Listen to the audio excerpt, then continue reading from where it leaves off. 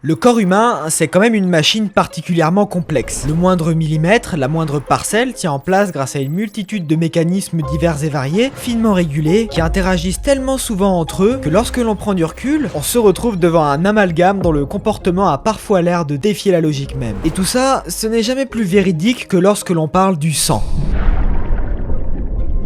Le sang, c'est l'essence du corps humain, son énergie vitale. C'est lui qui le nourrit, qui l'épure, qui le protège. Il est là pour le meilleur comme pour le pire. Car en effet, à une complexité et une finesse pareilles, s'accompagne un risque d'occurrence de nombreuses maladies différentes en cas de dysfonctionnement. Cette vidéo est probablement le premier volet d'une série dans laquelle je vous invite à vous plonger dans la physiopathologie du sang. Aujourd'hui, on s'attaque aux microangiopathies thrombotiques. Ces maladies au cours desquelles le sang va se mettre à coaguler dans les micro-vaisseaux de votre corps, provoquant tout un tas de complications plus ou moins graves. On va essayer de savoir comment elles fonctionnent, ce qu'elles provoquent, comment les prendre en charge. Installez-vous bien, j'espère que la vidéo va vous plaire.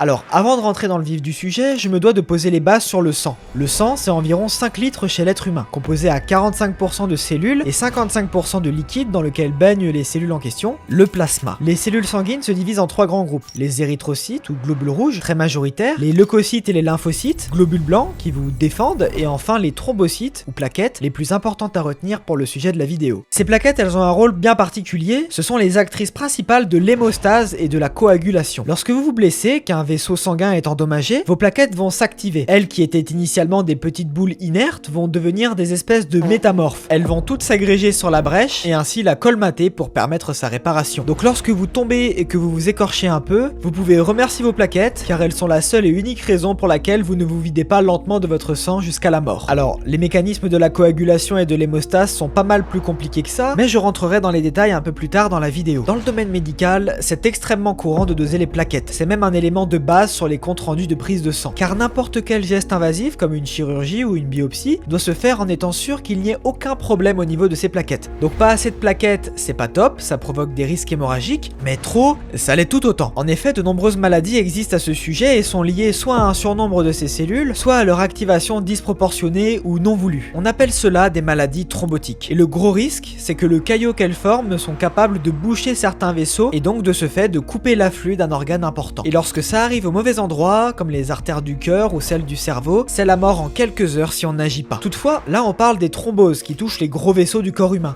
Ici on va parler de celles qui apparaissent dans les petits, les fameuses microangiopathies thrombotiques. Les MAT, elles ont toutes 3 grands points communs. Premièrement, une thrombose, donc un bouchage de ces petits vaisseaux. Deuxièmement, une anémie, une baisse de l'hémoglobine par hémolyse mécanique, c'est-à-dire que les globules rouges en flux constant dans votre sang s'écrasent à toute vitesse sur les caillots et se détruisent. Et enfin, une thrombopénie, une baisse du nombre de plaquettes, car une plaquette, elle ne s'active qu'une seule fois. Une fois agrégée, elle est considérée comme consommée et inutilisable jusqu'à ce qu'elle soit dégradée par votre corps. Des MAT, il en existe 3 grands types. 3 tableaux ayant des origines différentes, des mécanismes très intéressants, mais 3 pathologies très sérieuses que les médecins doivent être capables de reconnaître. Parce que non, ce n'est pas parce que ces maladies touchent les petits vaisseaux qu'elles ne peuvent pas être dramatiques. Et je vous propose désormais de toutes les passer en revue une par une.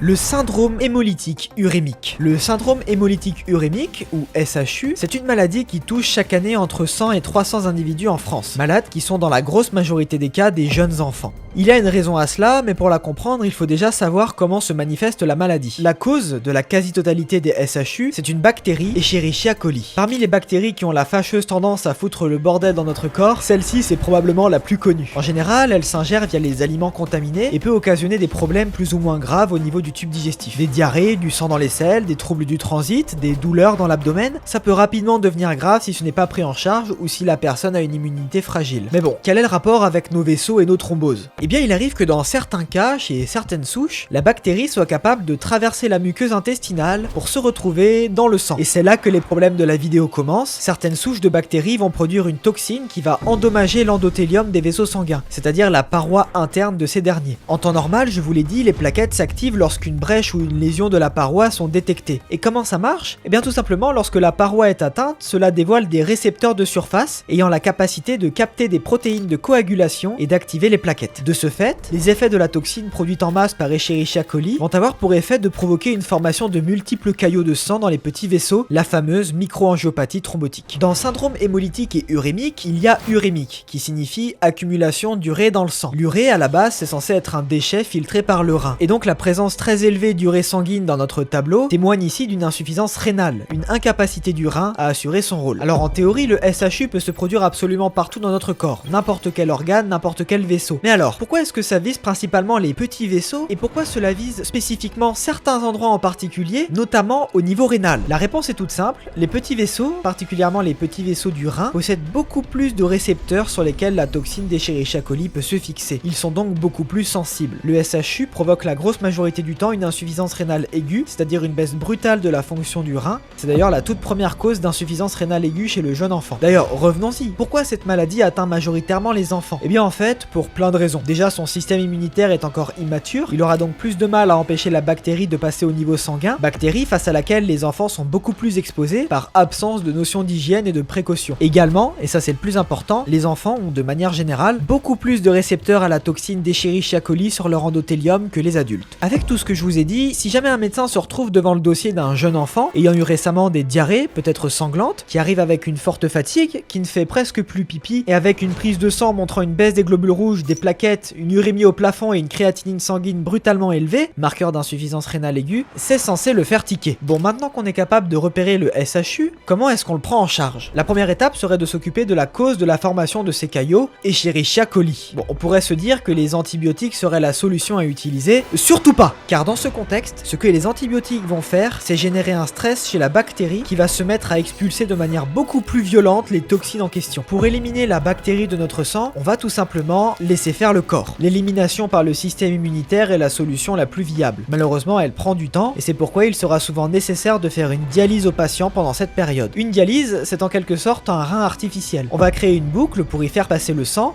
qui sera filtré par la machine pour l'en épurer de ses déchets et ainsi préserver le rein. Et les caillots dans tout ça? Eh bien, à l'instar de l'élimination d'Escherichia coli, on laisse faire notre organisme. En effet, il est équipé d'un certain nombre de protéines conçues pour détruire ces fameux thrombus. C'est ce que l'on appelle les protéines de fibrinolyse. Une fois la bactérie totalement éliminée et les caillots résorbés, on peut arrêter la dialyse et le patient retrouve une fonction rénale totalement normale. Avec une prise en charge efficace et suffisamment rapide, on évite les complications et on évite les lésions irréversibles. Alors je vais juste faire un petit tour rapide sur une autre cause de SHU, un peu plus compliquée à gérer, celle causée par l'activation du complément. Ici, il n'y a pas besoin de bactéries pour provoquer les problèmes. Le complément, c'est un groupe de protéines présents dans votre corps, des protéines ayant un rôle important dans l'activation et le support du système immunitaire. Et le problème, c'est que le complément, si jamais c'est lui qui est responsable du SHU, il ne peut pas être éliminé de notre corps puisqu'il en fait partie. Avec la bactérie, on pouvait parler de SHU aigu, là on parlerait plus de SHU chronique. Le SHU causé par le complément porte le nom de SHU atypique. La solution ici, c'est de prendre des traitements immunosuppresseurs au long cours comme l'éculizumab pour diminuer la quantité de compléments et par conséquent les lésions rénales. Le problème des immunosuppresseurs, c'est qu'ils rendent le patient plus exposé aux infections extérieures, c'est pourquoi doivent s'accompagner à sa thérapie des comportements autour de la prévention des infections et certains réflexes de vaccination.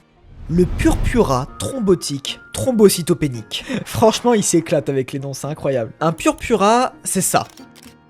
Cette espèce de peau tachetée de rouge à plus ou moins grande échelle, taches qui ont la particularité de ne pas blanchir sous la pression. Une petite tache s'appelle une pétéchie, une grosse tache profonde s'appelle une échymose. Un purpura, ça apparaît lorsque le sang se dégage des vaisseaux pour se retrouver dans le derme. Et dans de nombreux cas, cela a lieu lors de problèmes liés aux plaquettes ou à la coagulation. De ce fait, on peut se dire logiquement que le purpura peut être un signe de risque hémorragique puisque la personne ne coagule pas bien. C'est bel et bien le cas, mais en plus, comme le faible taux de plaquettes est causé par leur activation incontrôlée et donc par la formation de caillots, le risque hémorragique s'accompagne de son prétendu opposé, le risque thrombotique. En somme, on cumule le pire des deux tableaux. Les vaisseaux sont encrassés par les thrombus et risquent de se boucher, et en même temps, le manque de plaquettes occasionné prédispose à des pertes massives de sang en cas de lésion. Mais pourquoi ça se provoque et comment ça marche? Pour tout comprendre, il faut que je vous parle d'une protéine extrêmement importante dans l'hémostase et la coagulation, le facteur de von Willebrand. Bon, pour faire très simple, c'est lui en quelque sorte qui sert de colle pour les plaquettes. C'est grâce à lui qu'elles s'accrochent entre elles et c'est c'est également grâce à lui qu'elles adhèrent à la paroi vasculaire. Le facteur de Willebrand, il existe sous de nombreuses formes que l'on peut diviser en deux grandes catégories. Soit la catégorie simple sous forme globulaire en petits morceaux, la forme la moins active, soit la catégorie étendue, une longue chaîne de ces petits morceaux, la forme la plus active à l'origine du mécanisme d'agrégation plaquettaire. Pour empêcher le Willebrand de se suractiver, le foie, les cellules endothéliales et les plaquettes elles-mêmes produisent une sorte d'enzyme que l'on appelle l'ADAM ST13. L'ADAM ST13, on dit que c'est une métalloprotéase. C'est un mot compliqué pour signifier une enzyme qui découpe des protéines. Le rôle de l'ADAM ST13 va donc être de découper les formes étendues du facteur de Willebrand afin d'éviter un risque d'agrégation plaquettaire excessive. Sauf que dans le cas du PTT, une anomalie génétique va être à l'origine de la formation d'anticorps anti-ADAM ST13. C'est-à-dire que votre corps va se retourner contre lui et le détruire. Résultat, l'ADAM ST13 chute, le Willebrand étendu augmente et ce qui devait arriver arriva, les thromboses et les caillots se multiplient. Le PTT fait donc partie de ces maladies auto-immunes, des maladies dans lesquelles on retrouve un dysfonctionnement du système immunitaire qui se retourne contre un composant de notre propre organisme. Si le sujet vous intéresse, j'ai fait une vidéo sur les maladies auto-immunes, je vous la laisse en description. Tout ça pour dire qu'une personne fatiguée, anémique, qui présente un purpura, dont la prise de sang nous montre une baisse drastique des globules rouges et des plaquettes, qui est à risque de thrombose, voire qui en a déjà présenté antérieurement dans sa vie, est fortement suspecte de purpura thrombotique thrombocytopénique. Le diagnostic peut se valider par le dosage biologique de son facteur de Willebrand, notamment de sa fameuse forme étendue, qui dans ce cas devrait être augmentée. Si jamais le patient arrive avec une forme critique, avancée, la première chose que l'on va chercher à faire en urgence, c'est remplacer son plasma par celui d'un donneur sain. Cette technique va avoir pour effet d'épurer les anticorps anti-ADAM ST13, qui sont présents donc dans le plasma du malade, ainsi que de restaurer la quantité d'ADAM ST13 qui lui est présent dans le plasma du donneur. Les échanges plasmatiques comme celui-ci, on va devoir les réaliser quotidiennement jusqu'à ce que l'état du patient se stabilise. Le problème avec le PTT, c'est qu'en tant que maladie auto-immune, ce n'est pas quelque chose que l'on est capable de soigner complètement. Les anticorps continuent d'être produits en permanence. La solution, ça va être, à l'instar du SHU causé par le complément, d'engager un traitement au long cours à base d'immunosuppresseurs. Le principal étant le rituximab, un médicament qui vise les lymphocytes B, les seules cellules qui produisent des anticorps. Comme je l'ai dit plus tôt, le défaut de cette méthode, c'est qu'elle fragilise le corps, l'expose aux infections et nécessite donc une éducation à la prévention contre les agents infectieux extérieurs. En somme, une maladie chronique qui, bien que compliquée à prendre en charge, reste tout de même rare en France, avec une prévalence d'environ 1 cas pour 80 000 habitants.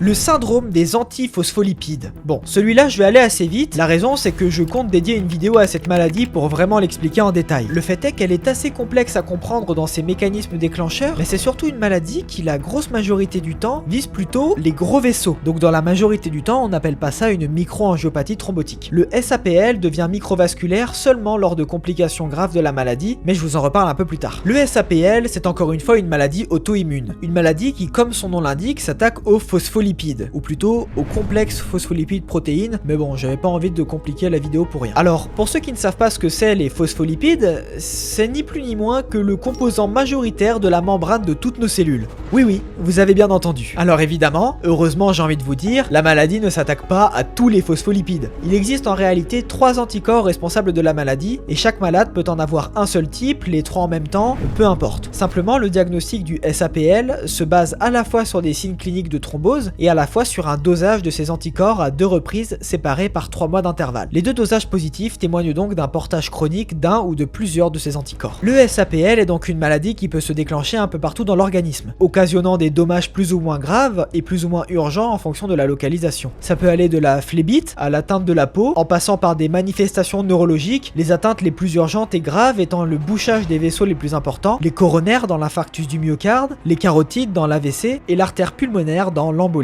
pulmonaire. Le SAPL est également connu pour son atteinte placentaire. Il va obstruer et enflammer les vaisseaux du placenta, réduisant drastiquement les échanges entre la mère et le fœtus. Le SAPL est donc responsable de fausses couches à répétition ou alors de gros retards de croissance ou de prématurité lorsque la grossesse arrive à son terme. C'est une maladie qui, comme les autres angiopathies thrombotiques, se traite au long cours par prise d'anticoagulants. Bon, tout ça, ça peut être très intéressant à développer, à analyser, mais comme ça ne fait pas partie des microangiopathies thrombotiques, ça n'est pas le sujet de cette vidéo. vidéo. On va parler de la complication la plus redoutée du SAPL, le 1% le plus grave concernant cette maladie, le syndrome catastrophique des antiphospholipides. Bon, rien que le nom, ça met pas en confiance. Il se définit par une atteinte généralisée de la microcirculation lorsque toutes les petites artères du corps se bouchent avec des thrombus. C'est quelque chose qui doit rapidement être traité au risque de lésions irréversibles généralisées dans tout le corps, voire de décès pur et simple du patient. Heureusement, sa survenue peut être surveillée et il existe des traitements, certes lourds, mais efficaces contre les crises. Les cas de CAPS peuvent être causés par une infection, par une chirurgie ou tout autre geste qui justifierait un arrêt de la prise d'anticoagulants. Mais attention, il arrive souvent que ce genre de cas se déclenche aussi tout seul, parfois avant même que l'on sache que l'on a un SAPL. En tout cas, le SAPL, c'est une maladie sérieuse, mais heureusement, si elle est dépistée, surveillée et traitée au long cours, elle peut permettre tout de même aux patients qui la portent de vivre une vie tout à fait normale. Il y a encore plein de choses à dire sur le SAPL et de manière plus générale sur le sang et les pathologies qu'il peut avoir. Faites-moi savoir en commentaire si vous voulez d'autres vidéos dans ce style et surtout n'oubliez pas de vous abonner et de partager la vidéo si elle vous a plu. En tout cas moi je vous dis à la prochaine, portez-vous bien, allez bye.